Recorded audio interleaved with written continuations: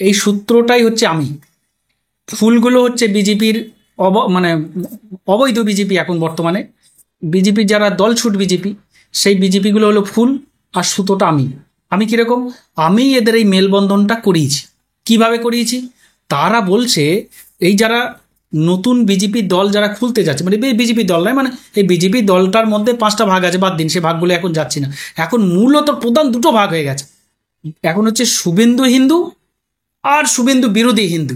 কে বড় হিন্দু সব থেকে, বুক চিটিয়ে, মানে কখনো সুকান্ত মজুমদারকে দেখা যাচ্ছে 3.5 ইঞ্চি বুক ফুলিয়ে নিচ্ছে, আমি বড় হিন্দু। শুভেন্দু বা কখনো বুক ফুলিয়ে দিচ্ছে, বলছে আমি বড় হিন্দু। এবার ভেজালে হয়ে গেছে যে যারা জেলার হিন্দু, যারা জেলার বিজেপি, তারা বলছে আমরা কি। আসলে এই হিন্দুত্ব লড়াইয়ের জন্য তারা বলছে আমরা একটা দল খুলব, যেটা সম্পূর্ণ হিন্দুত্ববাদী দল, মানে উগ্র হিন্দুত্ববাদী। মানে আমরা উগ্রবাদী শুনেছি, উগ্রবাদী, এটা হচ্ছে উগ্র হিন্দুত্ববাদী।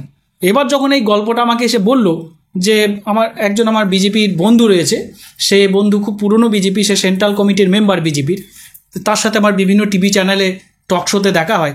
সে বলল এই ব্যাপার, আপনাদের আইপ্যাকের সাথে যদি একটু যোগাযোগ করিয়ে দেন, তাহলে পরে আমাদের একটা দল খুলছি, আমরা এই দলটাকে আইপ্যাকের মাধ্যম দিয়ে প্রচার করাবো। মানে আইপ্যাক যেমন আপনাদের টেকনিক্যাল পার্ট দেখে দেয়, আমাদেরও ওরা দেখে দেবে। তা বললাম ভাই এই ব্যাপারে আমরা বলতে পারবো না, আলাপ করিয়ে দেবো। এবার আমি আইপ্যাকের সাথে যখন মিটিং করাচ্ছি, খুলে গেল পুরো একদম পর্দা ফাঁস। সেখানে কয়েকজন বিধায়ক বলছে যে শুভেন্দু অধিকারী বাজার থেকে যে কোটি কোটি টাকা তুলছে, 5 কোটি টাকা যদি বাজারে তুলে থাকে, এখানের মধ্যে 5 পয়সাও আমাদের দেয় না, পুরো মালটা বগলবাজি নিয়ে চলে যায়, নিজের এলাকায় খরচা করে, নিজের ওখানে গিয়ে পার্সোনাল কাজে খরচা করে। আমরা যে বিধায়ক, আমরা ওর সাথে থাকি, এটা শুভেন্দুবাবু মানে না, আমাদের কিচ্ছু দেয় না। তাহলে এই রকম নেতার সাথে থাকার থেকে না থাকাই ভালো।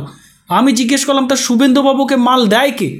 ওরা তো ক্ষমতায় নেই, মানে শুভেন্দুবাবুই তো বলে যে কাটমানিখোর তৃণমূল, তাহলে শুভেন্দুবাবুকে টাকাটা দেয় কে? বলছে আরে দাদা, আরে কেন্দ্র এজেন্সি সিবিআই ইডি এমনি বসে আছে। এই সিবিআই ইডি নোটিশ পাঠালেই শুভেন্দুর কাছে খাম, নোটিশ পাঠালেই শুভেন্দুর কাছে অ্যাটাচি, নোটিশ পাঠালেই শুভেন্দুর কাছে ব্যাগ, নোটিশ পাঠালেই শুভেন্দুর কাছে 10 টাকা ছেঁড়া নোট। তাহলে সেটা কি না, 10 টাকা ছেঁড়া নোট দিয়ে অনেক জায়গায়, দুবাই, বাংলাদেশ, বিভিন্ন জায়গায়, সেখান থেকে ওই এক পিঠ দেখালে আর এক পিঠে টাকা পাওয়া যায়।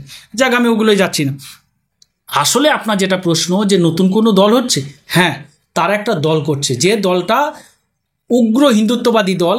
সেই দলটার নাম 4টে নামের মধ্যে প্রথম নাম হলো পশ্চিমবঙ্গ হিন্দু সেনা। এই দলটা যারা করছে, যোগী আদিত্যনাথ এর মাথায় বসে রয়েছে। এই দলটা যিনি করছেন, যোগী আদিত্যনাথ তার মাথায় বসে রয়েছে।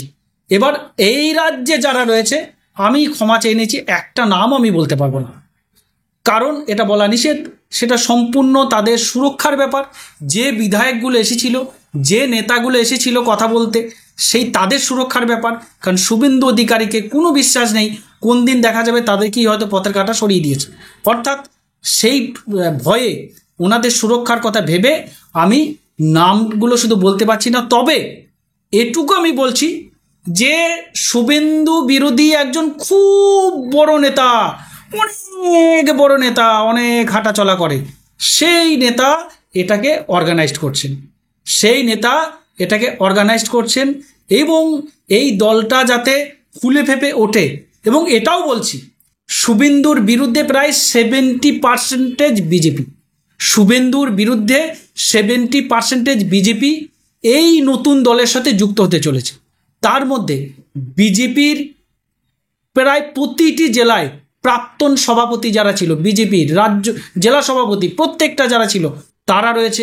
বিজেপির রাজ্য কমিটি তো ধস নেমে যাবে, মানে রাজ্য কমিটি খুঁজে পাবেন না, কারা নেই একটা নামও আপনি বললে আমার লিস্ট থেকে আপনার বাদ যাবে না, প্রত্যেকটা নামই আছে। শুধু তৃণমূল থেকে যে ছাড়মালগুলো ওখানে গিয়েছিল সে কোটা বাদে সব আছে। যারা প্রকৃত বিজেপি, যারা আসল বিজেপি, তারা সবাই আছে। এইবার হচ্ছে যে এই দলটাকে পুরোপুরিভাবে হিন্দুত্ববাদী দল হিসেবে 2026-এর ইলেকশন আগে লঞ্চ করছে এবং এই দলটা আইপ্যাক তাদের হয়ে যাতে কাজ করে, সেই জন্য তারা রিকোয়েস্ট করছে। প্রথম থেকেই আইপ্যাকের তরফ থেকে জানানো হয়েছে যে তোমরা আগে রেজিস্ট্রেশন করো, তারপরে আমাদের প্রপোজাল দাও, আমাদের উদ্বোধন কর্তৃপক্ষের সাথে আমাদের বোর্ড মিটিংয়ে পাস হলে, যদি সেখানে আমাদের রেজলিউশন পাস হয় এবং সেটা আমরা যদি আমাদের সাংগঠনিক দিক থেকে আমরা যদি মনে করি করব, তাহলে আমরা এটা করব। কিন্তু সবার আগে দলটাকে রেজিস্ট্রেশন করতে হবে। এই বলে আইপ্যাকের যিনি ছিলেন এখানকার একজন রাজ্যের খুব বড় মাপের একজন আধিকারিক, তিনি উঠে চলে যান। পরবর্তীকাল আমাদের সাথে অনেক গোপন কথা হয়, শুভেন্দুর কুকীর্তির কথা হয়, আরও অনেক কিছু লাগে। শুভেন্দুর টাকা ছাড়াও অনেক কিছু ট্রিপল এমের কথা বলা হয়েছে, মানে ট্রিপল এম সবগুলি আছে। যারা বুঝতে পারছেন আমার কথা শুনে কী কী এমের মধ্যে পড়ে, মানে ময়ের মধ্যে কী কী পড়ে, সবগুলি শুভেন্দুর মধ্যে আছে। তো সেইগুলো একটা প্রশ্ন উঠছে যে এই দলের লিড কি তাহলে কি দিলীপ ঘোষ করছে? না, এরকমভাবে কারোর নাম বলা ঠিক নয়। তবে এই দলটার যিনি প্রধান মুখে থাকছেন তিনি যোগী আদিত্যনাথ, উত্তরপ্রদেশের চিফ মিনিস্টার। তার নাম্বার 1 যে লোক, সেই লোক এই দলের ফাউন্ডার প্রেসিডেন্ট হচ্ছে। তাহলে যোগীও কি বিজেপি ছাড়ছে? না, যোগী এখন বিজেপি ছাড়বে না বিজেপি বি হবে, এটা এখন বোঝা মুশকিল। কারণ যোগীকে দেখা গিয়েছিল যে গতকালকে নোটিফিকেশন দিয়েছে যে বাংলা দিবস করবে যোগী, বাংলা দিবস করবে যোগী। এটা ইতিমধ্যে চিফ সেক্রেটারিকে নোটিফিকেশন দিয়ে, কালচারাল সেক্রেটারিকে নোটিফিকেশন দিয়ে তিনি জানিয়েছেন। কবে না 20 জুন তারা বাংলার প্রতিষ্ঠা দিবস করতে চায়। অর্থাৎ যোগীর একটা ভিতর থেকে একটা দেখুন বাংলার প্রতি একটা আকর্ষণ কিন্তু এসে গেছে, তিনি কিন্তু বাংলা দখল করতে চায়। এবার আমার যেহেতু যোগী আদিত্যনাথ একজন মহারাজ, একজন সাধু মানুষ, আমি বলবো না কোন বাংলা, হয়তো পশ্চিমবাংলা। তো পশ্চিমবাংলা যদি দখল করতে যায় শুভেন্দুবাবুর মতো, অন্য বাংলা যদি না হয় তাহলে হয়তো সে ব্যাপারটা আলাদা। আর শুভেন্দুবাবুর মতো বাংলা যদি হয় তাহলে সেই ব্যাপারটাও আলাদা। যেমন হবে রাজনীতির মাঠে সেরকম দেখা যাবে, লড়াই হবে।